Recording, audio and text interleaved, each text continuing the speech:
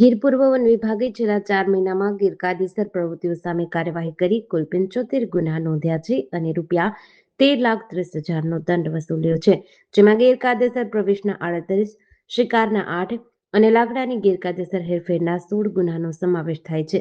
Plastic કચરો અને ગેરકાયદે ચરિયાણ બદલ પણ કાર્યવાહી કરાઈ છે. વન વિભાગે સિંહ વન્યજીવોની પજવણી કે ગેરકાયદેસર પ્રવૃત્તિની માહિતી તાત્કાલિક વિભાગને આપવા જાહેર જનતાને અપીલ કરી છે. તાજેતરમાં ગીર પૂર્વ વન વિભાગ હેઠળ આવતી જસાધાર રેન્જમાં પ્રતિબંધિત વિસ્તારમાં પ્રવેશ કરી 3 ઇસમોને સ્થાનિક સ્ટાફ દ્વારા પકડી નિયમાનુસાર કાર્યવાહી કરવામાં આવી. ગીર પૂર્વ વન વિભાગ હેઠળ આવતી તમામ રેન્જોમાં પરસ્પર સંકલન રાખી અને અલગ અલગ ટીમો દ્વારા સમયાંતરે સ્પેશિયલ ડ્રાઇવ, નિયમિત નાઇટ પેટ્રોલિંગ, રોડ પેટ્રોલિંગ તથા સંવેદનશીલ વિસ્તારોમાં વિશેષ ચેકિંગ હાથ ધરવામાં આવે છે. આ કાર્યવાહી દરમિયાન અભયારણ્ય વિસ્તારમાં ગેરકાયદેસર પ્રવેશ, સિંહ સહિતના વન્ય પ્રાણીઓની પજવણી તથા શિકારની લગતી ગેરકાયદેસર પ્રવૃત્તિઓ અને એમના સંડોવાયેલા ઇસમો સામે નિયમાનુસાર કડક કાર્યવાહી કરવામાં આવે છે.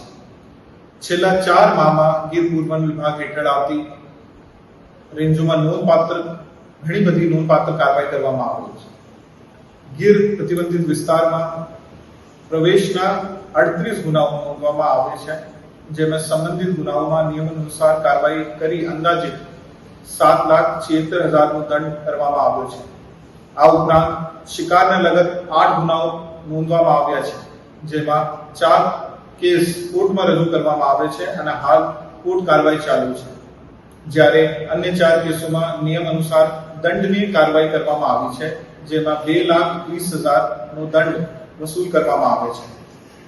વન વિભાગની જરૂરી પરવાનગી તથા માન્ય ટ્રાન્ઝિટ પાસ વગેરે લાકડાની ગેરકાયદેસર હેરફેર કરનાર સામે પણ કડક કાર્યવાહી કરવામાં આવે છે. આવા 16 ગુનાઓમાં નોંધી સંબંધિત ઇસમો સામે નિયમાનુસાર કાર્યવાહી કરીને અંદાજિત 3,30,000નો દંડ કરવામાં આવ્યો છે. આ ઉપરાંત અભયારણ્ય વિસ્તારમાં પ્લાસ્ટિક કચરો ફેંકતા કે અનામત વેડીમાં ગેરકાયદેસર ચરિયાણ કરવાતા ઇસમો સામે 70 ગુના નોંધી 32,500નો દંડ કરવામાં આવેલ છે. આમ છેલ્લા 4 માસમાં અલગ અલગ કુલ 75 ગુના નોંધી કુલ 13,30,900 જેટલો દંડ વસૂલવામાં આવે છે. ગીર પૂર્વ વન વિભાગ દ્વારા સ્પષ્ટ સંદેશ આપવામાં આવે છે કે સિંહ કે અન્ય કોઈ વન્ય પ્રાણીની પજવણી, એમનો ગેરકાયદેસર શિકાર, અભયારણ્ય પ્રતિબંધિત વિસ્તારમાં અનધિકૃત પ્રવેશ તેમજ વન સંપત્તિનો ગેરકાયદેસર હેરફેર આવી પ્રવૃત્તિઓ કોઈ પણ સંજોગમાં ચલાવી લેવામાં આવશે નહીં.